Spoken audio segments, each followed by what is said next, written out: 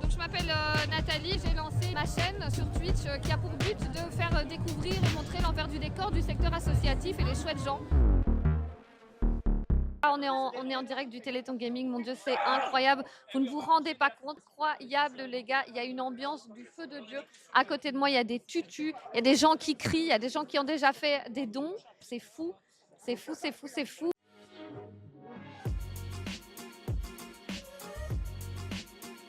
Alors Xavier, notre professeur du jour, que fais-tu? Qui es-tu? Moi, je suis chercheur et je travaille dans un des laboratoires du Téléthon. D'accord. Je suis là pour expliquer très concrètement ce qu'on fait de l'argent que vous donnez. Quand on est chercheur au Téléthon, qu'est-ce qu'on fait au quotidien?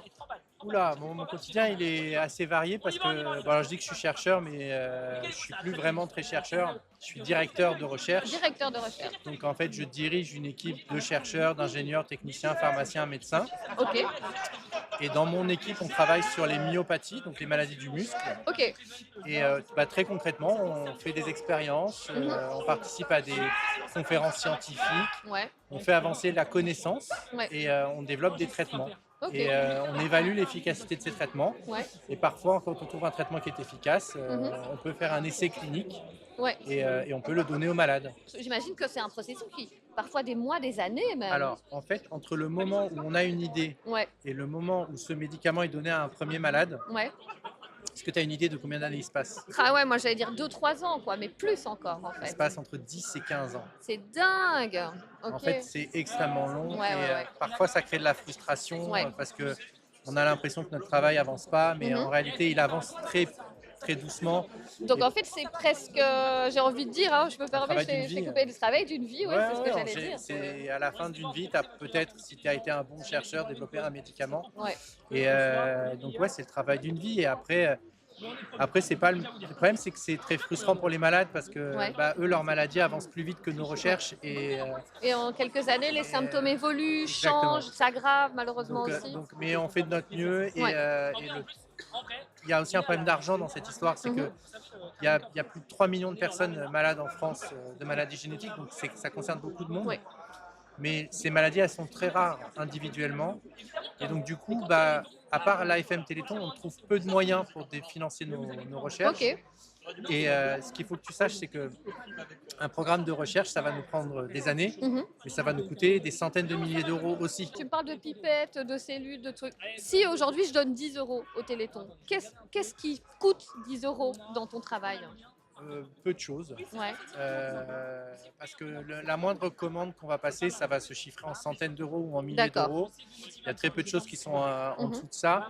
Mais ce qu'il faut te dire, c'est que j'ai fait un jour une analyse de combien coûtaient mes recherches, Ouais, ouais. quels que soient les programmes. Un programme, ça va nous coûter environ 100 000 euros par an. Une simple commande de matériel basique pour Ça va travailler, nous coûter- ça va tout de suite voilà, aller donc sur des centaines d'euros en fait. On est sur des budgets qui sont de quelques milliers d'euros par Ouais. mois par projet. On a à peu près 350 chercheurs en France qui sont financés comme moi par le Téléthon. Ouais. Donc, si tu fais les calculs, ça monte très vite. On est sur un budget de 50 millions d'euros par an C'est- pour la recherche. Et vous êtes 350 chercheurs pour 3 millions de malades, pour des millions et des Ouais. milliards presque de questions, de choses à... Souvent, effectivement, une question apporte 3 réponses et Ouais. chacune des réponses, ça soulève d'autres questions. Ouais, Donc, ouais, ça crée évidemment un mais arbre ça, infini. nous, on a un objectif, c'est développer des thérapies. Ouais, tout à fait. Donc parfois, effectivement, quand nos travaux de recherche soulèvent d'autres questions, mais qui ne sont pas en lien directement avec la thérapie, Ouais. ou qui ne vont pas nous faire avancer vers un traitement, Mhm. on va avoir tendance un petit peu à la mettre de côté et à Oui. laisser d'autres chercheurs qui s'intéressent à ces questions plus fondamentales. Parce que vous... Nous, notre objectif, c'est de développer des médicaments. Oui, voilà, et vous vous spécialisez au fur et à mesure de la recherche. J'imagine, oui. toi, tu disais, voilà, moi, je suis plutôt dans tout ce qui est maladies liées musculaires. au musculaire. Et il y a toute une équipe, tu parlais de pharmaciens, de chercheurs, etc. Aussi, chacun endosse le rôle. Là, maintenant, toi, tu vas plutôt superviser ces Oui. chercheurs, mais tu as été aussi chercheur toi-même. Et donc, Oui, on travaille en équipe, avec des compétences différentes, Ouais. avec des métiers différents. Chacun va avoir son rôle à jouer dans nos projets et on a besoin de personnes qui vont faire les expériences, d'autres qui vont faire l'analyse statistique, la réflexion. Oui, c'est ça. Il faut des gens à Euh, toutes les échelles, quoi. Et en fait, on ne peut pas demander à un technicien d'aller réfléchir sur des conceptualisations de projets. Tout à fait. Et à l'inverse, moi, je suis plus capable de faire une expérimentation parce que j'ai perdu. C'est pas comme le vélo. À un Oui, moment donné, oui, tu non, peux c'est plus ça. Ouais, revenir. ouais, j'imagine. Et donc voilà. Donc on travaille en équipe. Chacun a son rôle à jouer. On atteint déjà 15 000 euros, les amis. C'est incroyable. On fait des petits dons, des petites briques. C'est un peu ça l'idée aujourd'hui. C'est les petites briques de 1 euro. Tu disais au final, pour vous au quotidien, c'est pas grand chose, mais tous les petits 1 euro qu'on va avoir ce week-end, en fait, vont pouvoir payer, voilà, eh bien, des commandes, faire avancer la recherche, parce que plus vite il y a des financements, peut-être que le temps Ah bah, d'arriver aux c'est expérimentations mathématique. est évidemment plus court. C'est mathématique. Un téléthon qui ramène moins d'argent, c'est des programmes qui s'arrêtent. Un Ouais. téléthon qui ramène plus d'argent, c'est des programmes qui démarrent. Alors justement, moi j'ai envie, tu parlais de tous ces centres, ils ont, de recherche, ils ont à chaque fois une spécificité Exact. aussi, bien sûr. Donc il y a des choses qui se développent plus dans l'un ou Donc l'un. à ISTEM, chez nous, on va développer des médicaments. Mhm. À Généton, on va développer la thérapie génique. D'accord. Donc ça, je t'explique, je peux t'expliquer. C'est très spécifique, C'est ouais, très ouais. spécifique. Donc l'idée, c'est d'utiliser un virus qui va permettre de soigner les malades en ramenant une copie saine du gène qui les rend malades. Voilà, c'est ça, oui. Donc, en fait, C'est un peu le but d'un vaccin. Voilà, il manque quelque chose, on ouais. va leur injecter. Donc ça, c'est ce que fait le Généton. Mhm. Et il y a l'Institut de myologie qui est à Paris, Ouais. à la Pitié-Salpêtrière, qui va permettre d'évaluer l'efficacité de ces traitements. D'accord, ok. Donc en tout, il y a presque 350 chercheurs. Ouais, donc Mais ça tu as passe raison, en fait, plus c'est partout dans le étapes. monde, parce qu'il y a des chercheurs à l'étranger Mhm. qui bénéficient d'un soutien du Téléthon. Donc, et à chaque fois, ça va être des centaines de milliers d'euros Ouais. qui vont leur être donnés pour la uniquement recherche, pour la recherche. ouais, voilà. Tu travaillais sur des maladies spécifiques, et tout ce qui est lié aux maladies musculaires. Oui. De quelles maladies on parle concrètement? Alors, il y a des myopathies, donc il y a plusieurs dizaines de myopathies, de maladies musculaires qui existent, et chacune va nécessiter des recherches spécifiques. Ouais. Et donc moi, je travaille sur plusieurs maladies, puisque j'ai une grande équipe. Mhm. Dans mon équipe, on travaille sur la myopathie de Duchenne, Ouais. qui est la maladie emblématique de la J'allais FM dire Téléthon. du Téléthon, effectivement. On travaille sur d'autres maladies qui font partie d'un groupe de maladies qui s'appelle les glycogénoses. Ouais. Donc c'est des maladies qui font que il n'arrive pas à s'alimenter correctement, D'accord, et ouais. du coup le glucose n'est pas correctement Assimilé, chez d'accord, ces ouais. patients, et ça crée une atteinte musculaire. Ouais. Et on travaille sur d'autres formes plus rares de myopathie. Oui. Donc à chaque fois, l'objectif, il est de comprendre la maladie. Mhm. Donc on va essayer D'abord, essayer de d'analyser. comprendre, oui, parce que de base, on parle de maladies rares, donc c'est pas quelque chose que beaucoup de personnes ont. Donc il faut réussir à comprendre que là, on est en face d'une maladie, Voilà. en fait, et pas juste d'un symptôme. L'idée, c'est de comprendre la maladie, qu'est-ce qui se passe, Ouais, ouais. pourquoi la cellule est malade. Mhm. Et une fois qu'on a compris pourquoi elle est malade, on va trouver un médicament qui va ramener à la normale ce marqueur. Ouais. Et donc c'est ce qu'on fait, donc on comprend et ensuite on traite. Et une fois qu'on trouve un médicament qui marche, Ouais. on va pouvoir aller faire un essai clinique C'est ça. et le tester chez les malades. Moi, j'ai trouvé un médicament dans Ouais. ma vie jusqu'à présent. Ouais, j'allais dire justement ton Voilà, donc, travail. alors, j'ai trouvé un premier médicament pour une maladie qui s'appelle la progéria, Ouais. qui entraîne un vieillissement accéléré. Oui, tout à fait.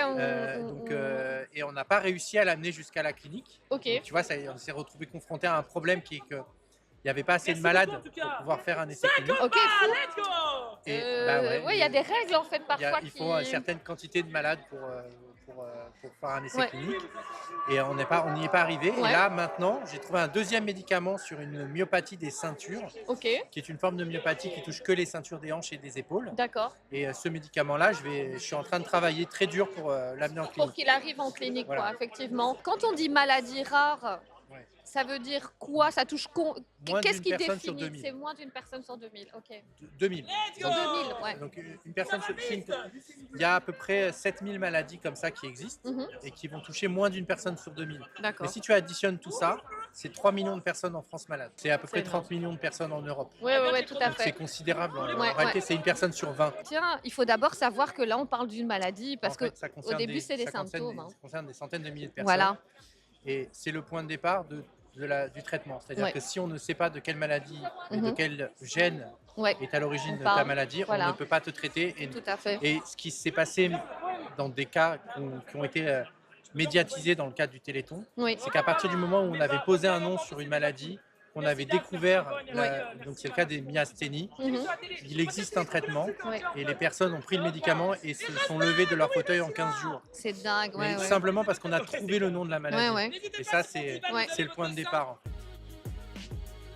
Regardez, j'ai mis ça. Voilà, ici vous voyez, interview vient et regardez, c'est magique, voilà. Ça marche. Alors moi je suis Laetitia Aouillat, je suis aussi Loupite sur plein de réseaux sociaux, Loupiote, enfin ils changent de nom. Je suis bénévole à FM Téléthon.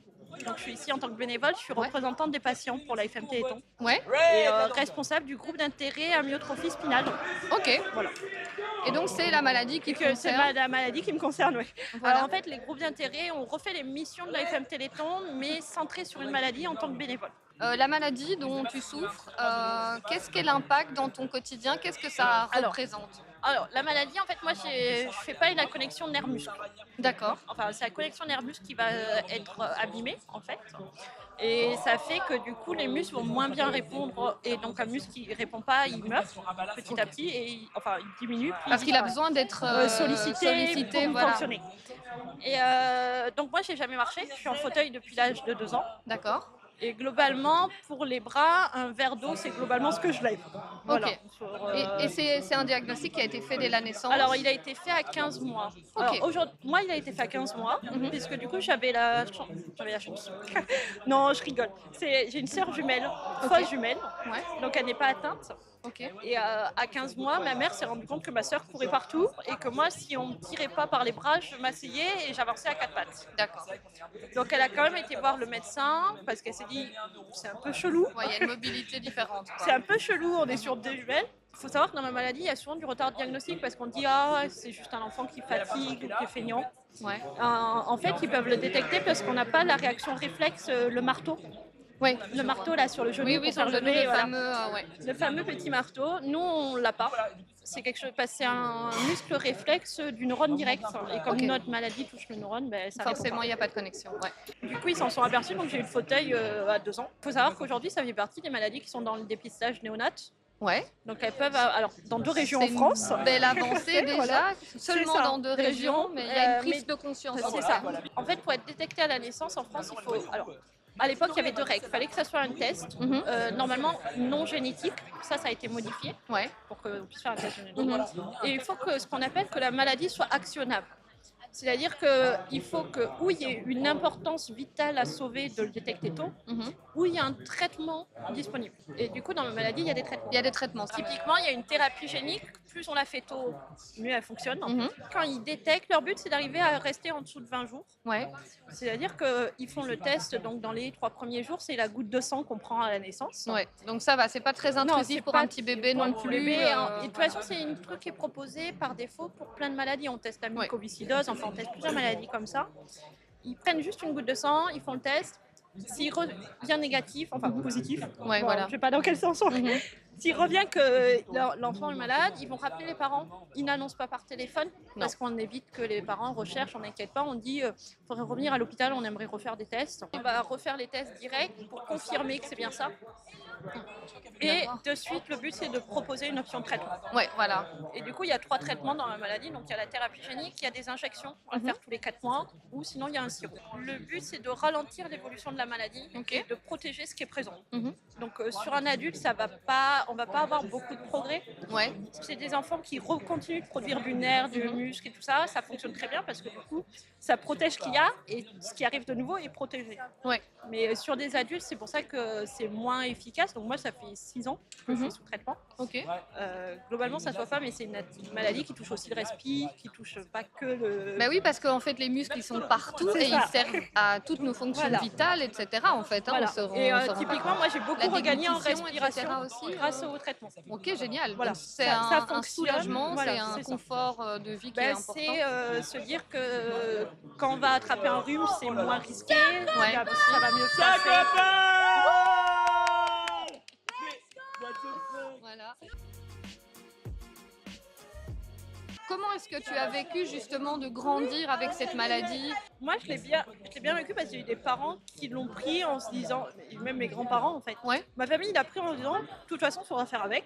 ouais, Donc on fait avec. ouais. Et, C'est pas la panique, on se concentre et on y va, quoi. On y va. Et faut savoir quand même que quand c'est le premier neuro qui a vu ma mère, Ouais, il avait conseillé à ma mère de nous séparer avec ma sœur en disant, il y a quand même un risque vital, il y en a une qui risque de décéder.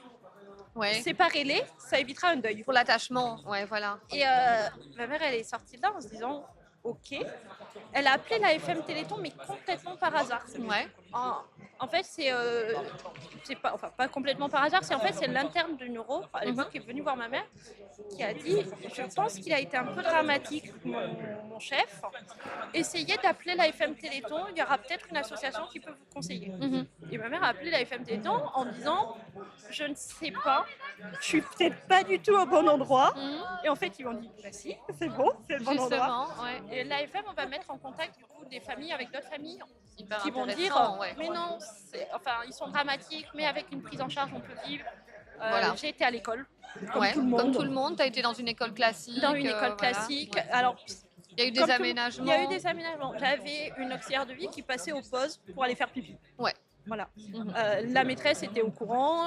J'avais un bureau où j'avais les cahiers qui étaient devant moi pour que je puisse les tirer et pas les ranger à pied ou des choses comme Ouais, ça. ouais, tout à Voilà, fait. c'est des petits aménagements, mais du coup, j'ai une scolarité tout à fait classique. Mhm. J'imagine qu'il y a aussi quelque part une facilité quand on sait mettre des mots sur ce qui va pas. Voilà, C'est ça. c'est ça. Parce Du coup, nous, on savait la maladie. Ouais, voilà, on dès que savait le t'étais gène. né avec, la famille l'a totalement pris en charge et donc vous avez Voilà. évolué d'une manière tout à fait Et sereine. c'est ça. Et mes parents se sont dit que de toute façon, on n'allait pas s'arrêter à ça. On a voyagé, on a fait plein de trucs. Au niveau social, quand on grandit, quand on est ado, quand on est en fauteuil, j'imagine qu'il y a dû avoir évidemment des regards Ouais, alors, un peu méchants, parfois un peu durs. alors On moi, sait j'ai que eu les l'avantage enfants, de grandir, j'allais dire, en milieu classique. ouais, Donc, de toute façon, j'étais avec mes copines depuis longtemps. J'allais dire, ma depuis la meilleure amie, je la primaire, connais depuis le collège. On Voilà. était en 6e ensemble, on a Mhm. grandi ensemble, voilà. Et oui, il y a eu des regards, mais moi, c'est pas quelque chose que j'ai vécu. Je pense aussi que je suis un peu bourrine. Ouais, Et du coup, j'avais tendance à répondre. Enfin, ouais, tu te laisses pas faire. je me Quoi. suis pas laissé faire. Mm. Et du coup, ça s'est mis assez naturellement. Quoi. Et après, alors si j'ai eu une période ado où j'avais demandé à avoir un t-shirt noir avec écrit "Tu veux ma photo". Parce qu'en fait, le plus c'était les gens qui J'adore regardent. la provoque. Parce qu'en fait, les gens voient un Génial. fauteuil et regardent. Ouais. C'est vraiment ça. Mm. Je trouve que ça a amélioré maintenant Ouais. parce que les gens ont plus l'habitude par des gens en fauteuil. J'allais dire, c'est un truc c'est un engrenage quoi. Mhm. Si tu facilites l'accès aux lieux publics, les gens ils vont sortir, donc les gens vont voir plus de personnes avec des handicaps et donc Tout à ça va fait. devenir classique d'en voir.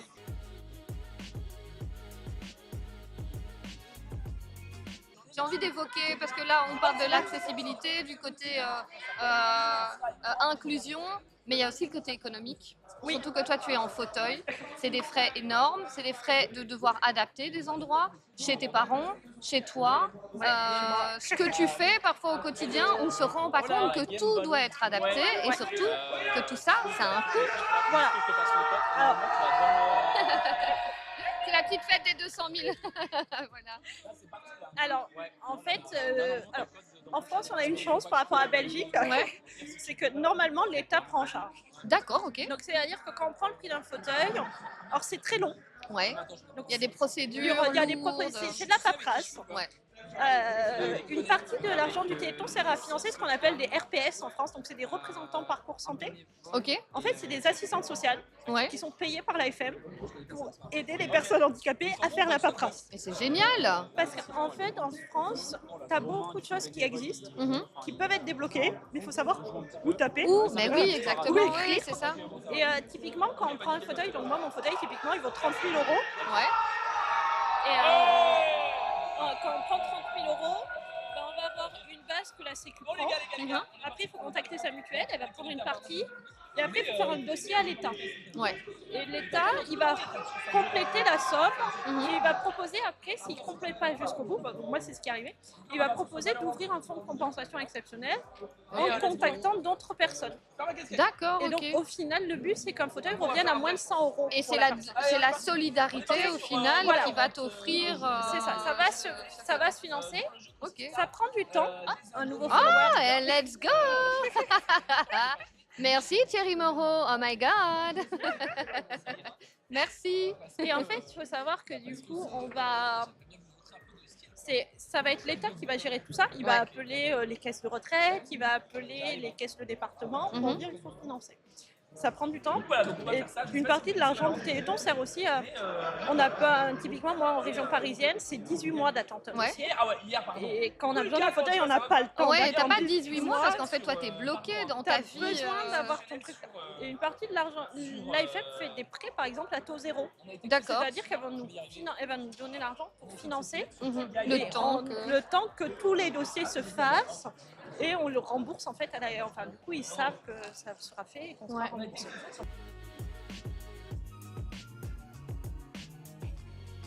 Et Alors, ouais. typiquement le dépistage néonat, Ouais. ça a demandé de faire bouger les lois. Donc il y a eu toute une partie financée par l'AFM. L'Union européenne impose que quand une décision est prise concerne les patients, Ouais. il faut qu'il y ait un patient dans la salle Ouais. pour dire ça c'est ok, ça c'est pas ok. Ouais. Alors ça peut être, des fois on intervient sur des trucs vraiment minimes. Oui, oui, oui. Ça peut être du style, moi la dernière fois je suis vraiment montée un peu au créneau, c'est ils demandaient à faire des électromyogrammes pour tester les maladies neuromusculaires. Donc un électromyogramme, c'est on pose des capteurs Mhm. et on va, alors ça peut être sur le bras, la main, les jambes, et on va Ouais. envoyer un courant électrique pour regarder comment Le nerf va réagir. le nerf et le muscle Le répondent. muscle, ouais. Alors, si on en fait qu'un, c'est pas douloureux. Souvent, en fait, on en fait 15-20 d'affilée, donc c'est 15 petites décharges. Ouais. C'est fatigant et en plus, c'est pas agréable. Mhm. Et quand on parle d'essais cliniques, nous, il faut savoir qu'on parle d'essais cliniques à partir de 6 ans. Waouh, ouais. Donc, c'est des enfants. Et là, en fait, ils se voulaient et je leur ai dit non, vous pouvez pas faire un électromyogramme tous les 3 mois à un enfant de Un 6 enfant ans. de 6 ans, il va être traumatisé c'est et un en fait, coup à il lui risque de faire. garder des C'est ça. séquelles. Alors, il n'y aura pas l'électromyogramme, ça ne laisse pas de Mais séquelles. des séquelles en physiques. tout cas Voilà, psychologiques. mais ça va créer une peur de l'hôpital, Voilà, ça va créer exactement. de l'appréhension. Ouais, ouais, ouais. Voilà. Mais moi, je travaille beaucoup avec des laboratoires pharma. Mhm. Parce que du coup, en tant que bénévole, on peut être appelé par des laboratoires pharma, donc on y va en tant que bénévole. Ouais. Non mais lui, il faut qu'il dose aussi. Et en fait, on va faire les laboratoires, des fois, ils ont beaucoup d'argent. On va pas se mentir. Hein. Ouais. Oui, il y a des Et- financements il y a des- derrière, il y a du privé, etc. Il y a des c'est- privés qui financent et ils vont nous contacter en nous disant comment on peut vous aider, Mhm. qu'est-ce qui serait intéressant, sur quoi on pourrait vous aider. Ok. Donc on a vraiment une remontée de les patients, nous ils nous remontent que leur problématique c'est ça, c'est tel truc. Et du coup ils ont l'avantage d'avoir eux le poids de l'argent C'est ça. Ouais. que nous on n'a pas, qu'on essaye de garder à l'AFM. Mhm. C'est compliqué. Ben, c'est normal en même temps. Mais eux ils gagnent de l'argent donc ils ont un poids Ouais. financier beaucoup plus fort. Toi, tu nous disais, tu suis un traitement depuis 6 ans. Ouais. C'est des choses qui évoluent. Tu Alors- peux participer, par exemple, à des essais cliniques aussi, Alors moi etc. maintenant moi je suis sous 6 ans parce que j'étais rentrée dans l'essai clinique à l'époque. Voilà, c'est ça, ouais. Donc j'avais fait l'essai clinique, c'est pour ça que Via le Téléthon, hein, via les Ouais, chercheurs parce et que du tout coup, ça. c'était un essai clinique. Alors, c'était un laboratoire qui le finançait, mais il le finançait dans les centres de suivi de l'AFM Téléthon. Voilà. Donc, l'AFM Téléthon en France, ça finance un centre. En gros, il y en a 1 à 2 par région, département, pardon. Donc, ça en fait 22 Ouais, hôpitaux ouais, c'est déjà. qui sont ouais, financés pour faire des suivis. Mhm. Et du coup, moi, j'étais dans un qui était à Paris. Et ils m'ont proposé de rentrer dans l'essai clinique. Il faut savoir que les essais cliniques, souvent, ils sont restreints en âge. Ils Ouais. vont dire on veut des gens entre 6 et 24 ans, avec tel type, telle atteinte, il ne faut pas qu'ils fassent plus de tel score sur tel examen. Ou ma maladie évolue énormément pendant les phases de croissance. Ouais, ok. Donc les avoir pendant entre 6 et 25 ans, C'est la le phase. moment où la maladie à évolue fait. vite. Donc si on veut montrer que le traitement marche, c'est le moment où on va pouvoir faire une plus grande différence entre ceux qui seront sous placebo, qui n'auront pas le traitement, qui vont descendre, Ouais. et ceux qui auront le traitement, qui vont, même s'ils restent stables, Mhm. ça fera une différence. Mhm. C'est toujours le problème parce que quand on parle traitement, on ne parle pas forcément d'amélioration, on parle des fois de stabilité. Ouais. Quand on a ma maladie, typiquement, elle évolue dans le temps. Mhm. Donc stabiliser, c'est positif. Ouais. Donc du coup, c'est pour ça qu'ils prennent c'est pour ça, souvent les gens ils disent oui, quand on est adulte, on est oublié. En fait, sur un enfant, on voit très vite un progrès. Voilà. C'est pour ça qu'ils prennent cet âge-là. Ouais. Et après, du coup, il y a eu d'autres essais qui évoluent. Et typiquement, actuellement, il y en a un sur ma maladie qui est en cours. Donc moi, je suis pas dedans. J'étais trop vieille. Ah, voilà. Mais tu n'es pas vieille, rassure-toi. Hein. Merci. C'est affreux cette histoire de placebo. Pourquoi ne pas donner à tous? Alors, parce qu'en fait, quand on fait un traitement, il y a plein de trucs. En fait, un traitement, il va y avoir un effet bénéfice-risque qu'il va falloir calculer. Ouais. Et faut le calculer. Donc, pour voir s'il y a un bénéfice, en fait, il faut vérifier si par rapport à la normale, est-ce que ça s'améliore. Voilà, c'est ça. Et l'effet Il faut un placebo, comparatif, il faut en un fait. comparatif. Et l'effet placebo, on ne s'en rend pas compte, mais souvent, les essais ils durent 2 ans. Les 6 premiers mois, on ne peut pas voir la différence entre les patients qui sont sous placebo ou pas sous placebo. Parce qu'en fait, typiquement, moi, je fais de la kiné 2 fois par semaine. Mhm. Dans ma prise en charge, j'ai de la kiné 2 fois par semaine, j'ai des examens respiratoires à faire, j'ai des exercices respiratoires à faire. Ouais.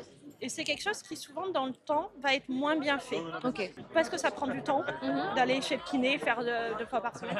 C'est fatigant. On a l'impression que ça sert à rien. En soi, on a l'impression que ça sert à rien. C'est une maladie qui évolue. Oui. Malgré que je vais chez le kiné 2 fois par semaine, je vais quand même continuer Mais à faire. ça te soulage malgré tout dans ton quotidien. En fait, ça limite l'avancée. Et il va y avoir ce qu'on appelle un effet placebo, c'est-à-dire inconsciemment, quand on se dit qu'on est sous traitement, on va faire beaucoup plus attention à soi. Ah oui. C'est-à-dire que là où avant on se disait ah non, aujourd'hui je suis fatiguée, tant pis, j'annule la séance de kiné. Là on va dire ah ben non, j'ai un traitement, je me donne toutes les chances de mon côté. Il y a une je vais euphorie y aller. aussi, il y a une Voilà. motivation, l'adrénaline de Mais se même dire il y allez. en a où typiquement moi je l'ai vu chez des patients qui disaient je peux plus lever un verre d'eau. Ouais. Et en fait ils en étaient capables, mais comme ils se poussaient pas à le faire, ils ne le levaient pas. La force du Et là, mental. ils se sont dit ah j'ai un traitement, je dois pouvoir y arriver maintenant. Ouais. Et du coup, ils y arrivent. Mais les personnes qui suivent un essai clinique sous placebo et d'autres pas, ça ne veut pas dire qu'à la fin de l'essai, si le médicament est approuvé, ils ne pourront pas l'avoir, Non, ils évidemment. l'auront à la fin. Voilà, c'est En ça fait, aussi. Quand on fait un essai, normalement, ça dure 2 ans. Mhm. Et alors, la plupart sont sous 1 an de placebo. Ouais. C'est-à-dire qu'ils font qu'1 an. Mhm. Et après, ils font 2 ans, tout le monde prend la même. Ouais, Et tout le monde prend la normalement, même chose et on voit du coup un autre notre comparatif. Ceux qui étaient sous placebo, Voilà. qui étaient en train de perdre, Mhm. est-ce qu'ils ils prennent après. Ouais. Et il y a aussi, en gros, ils font pas moite-moite. Normalement, il y a 1 tiers de gens sous placebo Ouais. et 2 tiers qui sont pas sous placebo. Ok. Et le temps de placebo, il évolue sur typiquement la thérapie génique. Mhm. Donc, c'est des injections sur des bébés. Ouais. Ils ont demandé à faire des essais sous placebo. C'est obligatoire. De toute façon, en Europe, c'est obligatoire. On ne peut pas faire autrement. Et, Ils sont juste à côté. et du pas coup, on ne peut pas faire autrement. Ouais. Et il y a des médecins qui sont ils ont eu du mal. Je crois que le placebo, il a été très très court parce que les médecins, ils étaient là, vous vous rendez compte qu'on fait semblant de piquer, d'injecter. Ouais. Ça, c'est des dur. bébés. Ça, c'est dur. Et en plus, très vite, ça se voit parce qu'en fait, c'est une maladie qu'ils faisaient pour des tout petits. Ouais. Et ils faisaient, et en gros, ils faisaient pour 2 ans. Mhm. Et en fait, non, ils ont dit on réduit parce qu'en fait, à 3 mois, ils voyaient déjà la différence entre ceux qui avaient reçu et ceux qui avaient Ouais, pas donc en reçu. fait, ça a été clair dès le départ, Ça a donc ça été servait à rien de faire rester placebo. là. Alors, Pour ceux qui ne reçoivent rien. oui, mais alors après, il y a le problème qu'en fait, quand un traitement arrive à des phases d'essai clinique, souvent, il n'a jamais été testé sur. Ouais. En fait, il a été testé sur l'animal. Il va être testé un peu sur des patients, mais alors souvent, c'est sur des corps sains pour vérifier que ça ne fait pas de dégâts. Parce qu'il y a toujours la balance bénéfice-risque. Ouais, encore. Les ouais, effets ouais. secondaires, Bien sûr. c'est une question qui se pose, donc je vérifie qu'il n'y a pas de dégâts. Et après, il faut savoir que dans ces 2 ans d'essai, moi, l'essai clinique que j'ai fait, c'était mon 4e essai clinique. Ouais. C'est-à-dire qu'en 25 ans, j'ai fait 4 fois des essais cliniques. Ouais. Les 3 premiers, ils ont donné que, au bout d'1 an et demi, 2 ans, on se rend compte qu'en fait, le médicament ne fait pas d'effet. Mhm. Toi, tu as eu les placebos dans les essais cliniques que tu as Moi, fait j'ai eu aussi des placebos. Ouais. Tu Alors, le sais après, en fait. On le sait après, ouais. On le sait après. Et alors après, il y en a des fois, on détecte typiquement. Le dernier que j'ai fait, je savais pas. J'ai fait 1 an. Ouais. Donc on est en voilà. Et on sait qu'au bout d'1 an, on passera forcément sous traitement. Ouais. Et quand j'ai fait la bascule, moi j'ai commencé à avoir des effets secondaires. Ah, voilà. Et du Donc, coup tu là, t'es dit, tiens, je me suis dit bon, je crois je crois que avant j'étais sous placebo. tu l'as mal pris, tu t'es senti un peu utilisé ou en se disant Non, tiens, alors- est-ce que je suis un rat de laboratoire moi aussi? Alors moi je vois plutôt l'inverse que si personne ne fait les essais, il Ouais. n'y aura pas de traitement. Ouais. De toute façon, il faut passer par cette phase d'essai. On ne peut pas mettre sur le marché quelque chose qui n'a pas été testé, Ouais, tout à ce fait. qui est normal. Et si personne ne teste, ben très bien, personne ne teste et tout le monde perd. C'est ça. Alors, ouais, ils ont perdu, on a perdu sur 1 an. Et en fait, on se dit, ben, 1 an sur 70 ans de vie. Merci pour ta bonne humeur, merci pour De rien. ton expérience et tout ça. Qui le pingouin et le panda? Bonjour. Bonjour. On est des amis des animaux ici sur la chaîne, donc voilà, comme j'ai invité les gens à venir faire des interviews, ben, c'est génial, on a plein de belles personnes. Qui êtes-vous? Que faites-vous? Comment vous appelez-vous? Moi c'est Lucie et je suis ingénieure d'études donc dans la recherche au Généton. Voilà, et accessoirement, elle est pingouin. Et pingouin à mi-temps. Voilà. Le panda, Oriane, pareil, ingénieur d'études à Génétron avec Lucie, Collègue et pingouin. Qu'est-ce que vous faites concrètement? Nous on est vraiment à la base de la recherche, c'est-à-dire qu'on étudie les maladies, on essaie de les comprendre et on essaie de comment les résoudre, comment soigner les patients finalement. Donc on est vraiment dans les labos et on est les petites mains de la recherche. Voilà. Quel type de choses vous travaillez en ce moment, par exemple? Si vous pouvez en parler. Du coup, moi, je suis sur la dystrophie de Duchenne. Ok. Et du coup, dans l'équipe, on a on essaye de trouver plus des nouvelles techniques Ok. pour la maladie. Et plus particulièrement, donc, voilà, cette maladie est due à des mutations, donc des erreurs dans le code génétique qu'on a. Et il y a différents types de problèmes génétiques. Et moi, particulièrement, je travaille sur trouver des techniques qui vont être spécifiques à certains problèmes. Ok. Alors moi je suis plutôt je suis dans la recherche, je suis sur alors une dystrophie des ceintures. Mhm. C'est en vérité un groupe de maladies et moi je suis sur la dystrophie ceinture SGMDR9. Ouais. C'est un code compliqué pour dire que c'est une dystrophie des ceintures causée par la mutation du gène FKRP. Mhm. D'accord, compliqué. Vous Et, revenez parce qu'après je vous pose les questions, hein, je vais le dire. du coup mon but c'est en fait, je suis sur une étude plutôt d'histoire naturelle, c'est-à-dire qu'on a un suivi de plein de patients Ouais. qui sont atteints de cette maladie et moi mon but c'est de trouver des marqueurs biologiques Mhm. qui vont servir à non seulement diagnostiquer la maladie, donc pouvoir dire effectivement si elle est présente ou pas et à quel stade elle est Ouais. pour pouvoir après mieux la soigner. Donc c'est vraiment moi une étude de suivi Mhm. où j'essaie de trouver voilà, pas des outils mais des petites indications en plus pour comprendre la maladie et la soigner au mieux et aider au mieux les patients. Ouais, voilà, donc vous avez des rôles spécifiques, mais c'est surtout du travail de longue haleine, en fait. C'est pas des petites choses, c'est des études, c'est des, qui se font sur du très très long terme, en fait. Avant qu'on arrive à un résultat, il y a un processus très long. Oui, faut se dire pour un médicament, c'est vraiment des années de recherche, de design. On va essayer quelque chose, ça va pas fonctionner, on part sur une autre voie, etc. Et nous, on est les petites mains derrière qui vont faire toutes les expériences pour savoir justement est-ce que ça marche, et est-ce que plus tard, est-ce que ça fonctionnera chez l'homme. Et, Ouais. Et même avant ça, on est aussi même au stade du début de comprendre la maladie, qu'est-ce qui se passe. Et avant de commencer à faire toutes les stratégies, il faut aussi comprendre concrètement pourquoi il y a cette maladie qui apparaît. Et c'est long rien que ça de comprendre, de trouver d'où vient le problème et exactement ce qui se passe. C'est la première fois que vous faites un Téléthon Gaming? Oui. Ouais. Ça fait longtemps que vous travaillez dans la recherche, du coup? En tant que salarié, ça fait 2 ans que je suis vraiment dans la recherche, mais j'ai fait mes stages aussi avant, donc ça fait globalement 4 ans que je suis au Généton. Ouais, déjà. Donc ça fait un petit moment et là. C'est ça, 3 ans pour moi, du coup, en comptant les stages. Donc, Voilà. on reste des petits piou-piou, Ouais. mais Et là, on est bien dedans. Téléthon Gaming, c'est une première fois, du coup. c'est Ouais. ça, on a suivi l'année dernière et là, on est là. Qu'est-ce qui vous a poussé à franchir le pas, de dire allez, on y va cette fois-ci, on va peut-être en rencontrer des malades, mais aussi des personnes qui récoltent des dons? C'est intéressant de voir ce côté-là, justement, de voir comment ça se passe. Puis c'est le Téléthon, c'est voir l'implication des gens à tous les niveaux. On a fait le village, tout ça, toutes les petites activités. Et là, on veut voir aussi. 1 euro, 2 euros, 3 euros, 5 euros, 50 euros, 100 euros. Pourquoi c'est important aujourd'hui de faire des dons? Super important parce que donc, de base, la FM, c'est une association. C'est-à-dire ça a commencé comme ça. En fait, c'était des familles qui avaient donc, des enfants malades. Et il n'y avait pas d'aide, on va dire, pas de recherche sur les maladies de leurs enfants. Et c'est eux qui ont décidé de se réunir et de dire, bon voilà, il faut qu'on fasse quelque chose, il faut qu'on lance une recherche dessus. Et c'est en récoltant des dons à la base qu'ils ont commencé comme ça et qu'on a pu développer un truc aussi grand maintenant qu'on a le Généto, on a ISTEM, Hyposkésie, enfin on a tout un pôle qui s'est généré dessus grâce aux dons. C'est vraiment la base et ça, c'est magnifique, c'est quand même une entraide de tout le monde. C'est un très beau mouvement et maintenant ça sert encore du coup, donc il y a une partie qui va à la recherche. dans notre labo en tout cas, on sait qu'on peut aller vite. On essaye justement au maximum parce qu'on a les malades. Il y a une efficacité prouvée de votre travail en tout cas, Voilà. et c'est grâce aux dons, hein, Oui. des amis. Et il y a une autre partie aussi qui va à l'AFM et qui, elle, va aider les familles directement des patients malades parce que eux, ça dépend de la maladie, mais il y a pas mal de maladies, c'est des maladies génétiques rares et du coup, il n'y a pas énormément d'aide. On ne sait pas forcément. Enfin, les familles ne savent pas vers qui se diriger, comment être aidées, comment faire finalement. Et c'est l'AFM qui va aider à coordonner tout ça, à leur donner les moyens aussi d'avancer et d'aider un maximum finalement. Et c'est hyper important parce que c'est pas forcément des familles qui ont tous les moyens.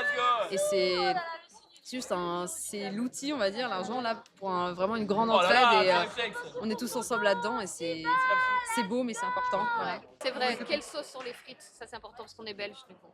Ah, Voilà. Voilà. Faut partir de scandale, je ne prends pas sauce avec mes frites. Pas de sauce avec les frites. Naturel, voilà. Ouais, c'est pas mal, un peu de sel. et voilà. Mais ça c'est bon aussi, c'est très très bon. Je suis à la limite entre ketchup mayo, je suis mayo. C'est génial, évidemment. Évidemment, la mayonnaise.